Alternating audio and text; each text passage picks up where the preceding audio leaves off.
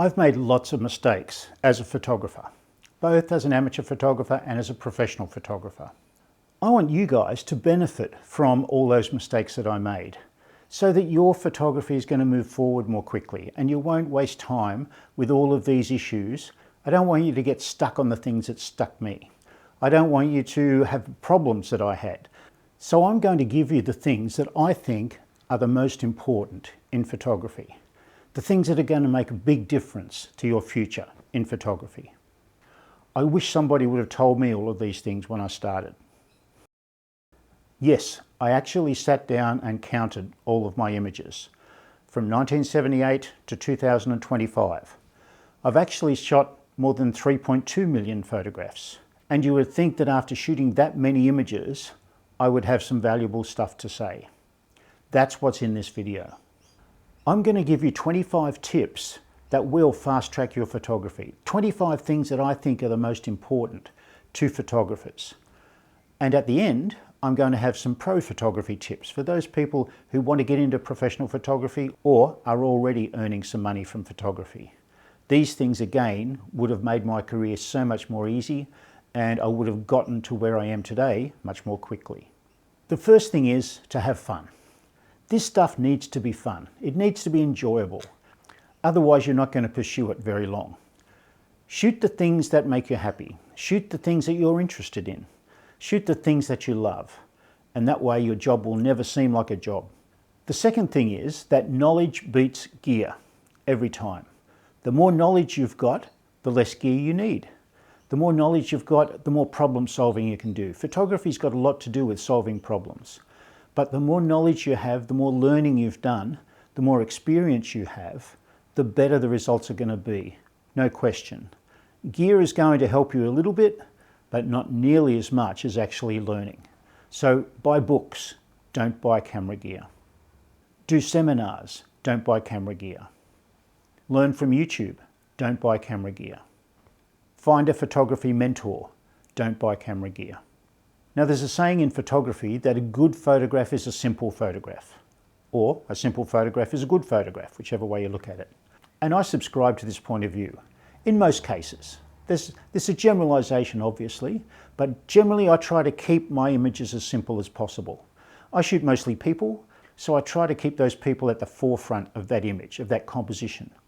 I try not to have anything in there that's going to distract too much from that person. Anything else that's in there needs to add value to the image of that person. So try to keep your images simple. Whether you're shooting landscapes or people or whatever, the simple composition will often work best. Obviously, try a few different compositions, try a few different viewpoints, a few different angles. But you'll generally find that something that's simple and still conveys the feeling and the emotion of the image is going to be a better result. Failure is good. The more you fail, the quicker you learn. Photographers are afraid of failing. Now, the way that you learn from your failures is that you analyse what went wrong. If you just fail and go out and do the same thing the next day, then you're not really progressing. So think about what went wrong. Think about how you can improve that work.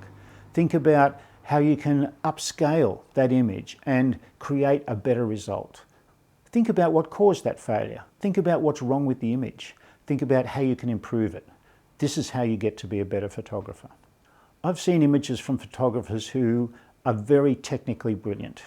Their exposure, their dynamic range, their focal point, their composition, all of those things are perfect, but often the photographs are pretty boring. I've seen other photographs that lack a little bit in the technical excellence, but are so much better. They have the emotions, they have the feelings, the things that I'm looking for in a photograph, the things that are going to move me are the things that matter so much to me. So feelings and emotions are something, if you can put them into your images or include them in your images some way, it's not always an easy thing to do, but you're going to impress people so much more. Particularly if you're doing people photographs, because that's what people are looking for. They're looking for an emotion, a feeling, something that reminds them of that particular person or that particular situation. You won't always be successful, but you'll never be successful if you don't try. Photographers are always telling us that storytelling in our images is a great thing. Now, it's not the easiest thing in the world to do, but strive for it. If you can do it, you can do it. If you can't, you can't. But if you can create a story or some sort of emotion or feeling in your image, it tends to be much more valuable than something that hasn't got that. Another lesson that I've learned over the last 40 years is that preparation is the key to success with most images. The more you can prepare and plan your photograph, the better the results tend to turn out and the less issues you tend to have and problems. So planning locations, planning tides, planning lighting, time of day, clothing, all of those things that I do with my people shoots makes a difference to the final result, because I can be sure that things are going to be there, things are going to happen at the right time, I'm going to be there at the right time. So preparation, as much as you can prepare. Also, once you've got the shots in the can that you're aiming for and you're happy with the results, try something weird, try something new, something different that you haven't done before. It's always an opportunity while you're out there to try something that you've never even attempted before. This is the way that you build up your repertoire of images. You may fail, you may succeed, but if you do fail, analyse why you failed and try again. You are the only one that's in control of your future in photography. You can't rely on somebody else to do it for you. So ultimately, you're the one that needs to put the work in. You're the one that needs to get out there and shoot. You're the one that needs to come up with inspiration for your images. Don't blame somebody else for your lack of success, but honour yourself for the successes that you've had. Learn lighting. Lighting is the most critical thing in most photography situations. Learn as much as you can about lighting, be it outdoors, be it indoors, be it flash, be it natural light. Whatever light you can control is the light that you can use to tell a story in your images. Practice. Practice, practice, practice. It's the word that I use the most with my photography students. Get out there and try things. Get out there and practice your techniques, practice your lighting, practice your posing. All of those things are going to make a big difference to the results. If you don't practice, you won't get any better. When I started out in photography, I was shooting film. I was shooting black and white mostly because it was cheaper and I didn't have the money to buy and process colour. So I shot 40, 50 rolls of black and white a week, and I would process them all in the darkroom, and I'd go through, pick out the shots that I liked and enlarge them to show people. At my camera club, my family, my friends. We didn't have the internet then, so I couldn't share them with many people. But the more I practiced, the better I got.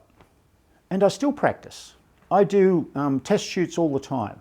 I do test shoots probably once or twice a week, just so that I can keep my creative skills working and get out there and try new stuff. The other thing that you need to try and develop are people skills. Whether you're a landscape photographer or a portrait photographer, people skills will come in handy in pretty much every situation. Being able to talk to people, being able to, I shouldn't say manipulate, but to get people to cooperate with what your goal is and what your vision is. The people skills are a big part of it. I used to be very, very shy when I first started out, but I realised that if I wanted this game, if I wanted to be good at this, I needed to get out of my comfort zone and learn those people skills. Work with friends. It's always more fun if you've got somebody else there with you. I love taking my students or my friends along to photo shoots to help me out, to hold things, to do things, to make suggestions. It all turns out so much better when you've got a group of people there helping you. Maybe a large group is something that's a bit more difficult to work with, but even one friend or two friends, take them along because you'll get a much better result and it's going to be more fun. Another big lesson that I've learned is to slow down. It's easy when we're shooting digital photos to just shoot everything that moves. Just keep your finger on the shutter and fire 1,000 images in the hope that one becomes the keeper from that shoot. But you'll get much better results if you slow down and just shoot the things that are valuable to shoot. I tell my students that there needs to be a good reason to press that shutter button. If you're just pressing it for no good reason at all, you're just wasting your time. So there needs to be a reason to push that button. The composition, the lighting, the expression, the pose. There needs to be a good reason to push that button so that you're going to get a good quality image. It might not be the best one that you get from that shoot, but if you just fire indiscriminately, you're going to get many less good photos, many less good photos than you would if you just took your time and fired at the right time. Opinions. Whether you listen to other people's opinions or not, just realise that opinions are opinions. They're not fact. Those people who give you their opinions may be more qualified or less qualified, but the only opinion that really matters is your opinion. Except if you're in a pro photography situation and you're shooting for a client, then that client's opinion is utmost. It's the one that matters. But when you're shooting for yourself, your opinion is the only one that matters. So don't get disheartened if somebody doesn't like your image. Don't change the way you do things just because somebody says, oh, you need to do this or you need to do that. Do what you think is right, and your opinion is the one that really matters. Experiment as much as you possibly can. I've done some really weird things in my photography life. I've processed images through the wrong chemicals. I've built my own cameras out of timber and car parts. I've done a whole lot of really weird things. Some of it's come off, some of it hasn't, but I've learned a lot about photography by doing those things. Now, experiment with your lighting, experiment with your composition, experiment with anything that you can that's going to do something a bit different.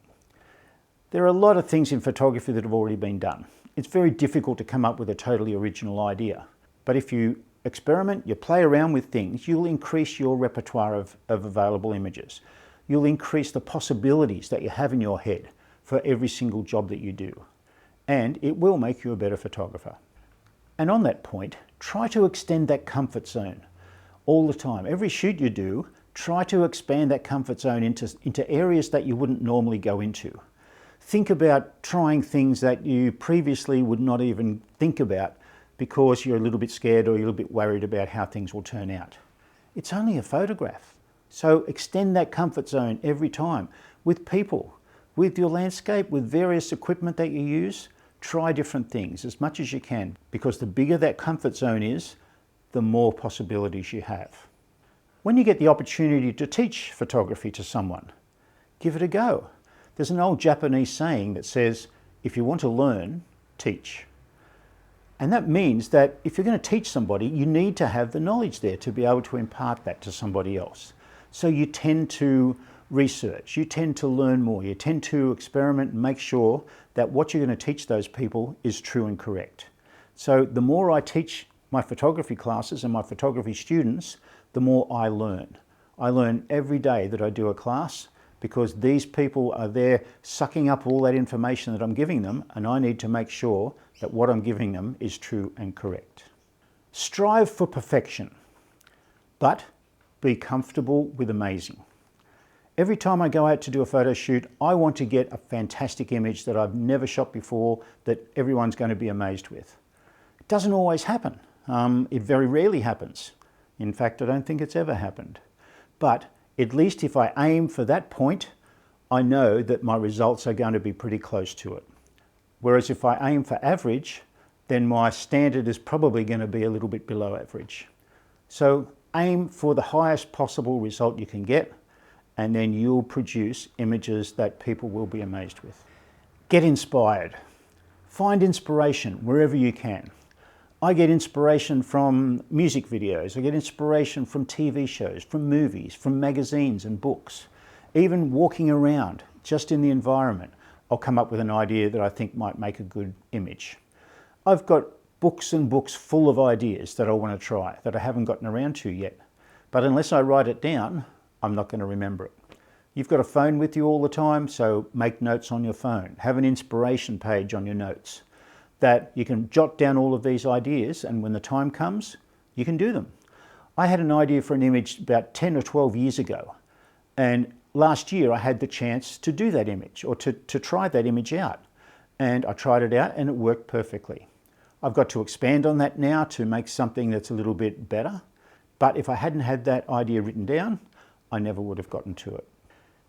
Now, a few tips for those professional photographers or those who are thinking about making money from their photography. The first one is about pricing. Pricing is a major thing when you're a professional photographer. You need to make money out of this gig. Even though we love doing it, we're not doing it for the love. We're doing it to make a living out of it. And if your living depends on it, you need to make enough money out of this game. So price your work properly. Price it high enough so that you're going to make a good profit. Price it high enough so that you're going to enjoy your work rather than go out and be tedious with the stuff that you do because you know that you're not making any money.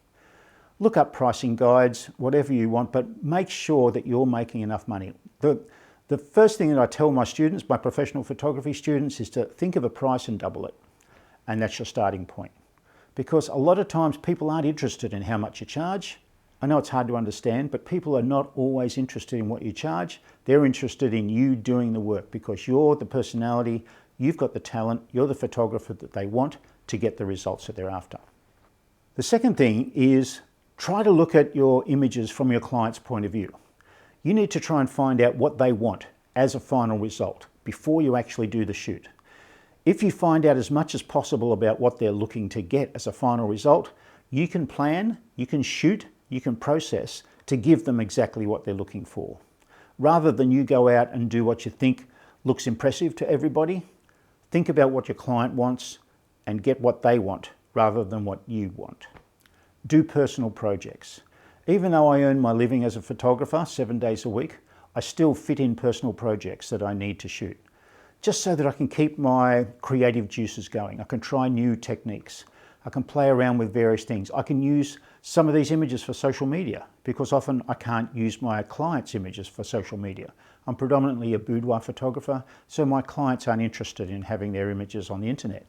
So I often need to book models, go out, shoot either in the studio or outdoors, trying out various different things to get images for my social media. And that increases my skill level as a photographer as well. Specialize. Don't try and be a general purpose photographer. If you try to please everybody, you're not going to make a living out of this business. So specialize in the areas that you love to shoot. Specialize in the areas that you know you can make a living out of. Don't go into something shooting product photography if that's going to be boring for you.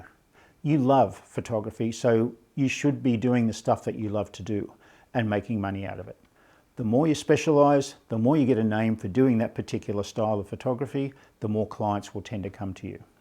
Don't compare yourself to others. There are a lot of really fantastic commercial and professional photographers out there. Don't get disheartened if your images aren't up to their speed. They've been doing this for a long time, they've got a lot of resources. You may not have that same advantage, but judge yourself on what you did last week. Judge yourself on the photographer you were last year. If you improve and you're improving and your clients are happy with the work that you're doing, that's the major issue. And the final thing is, even as a professional photographer, keep learning.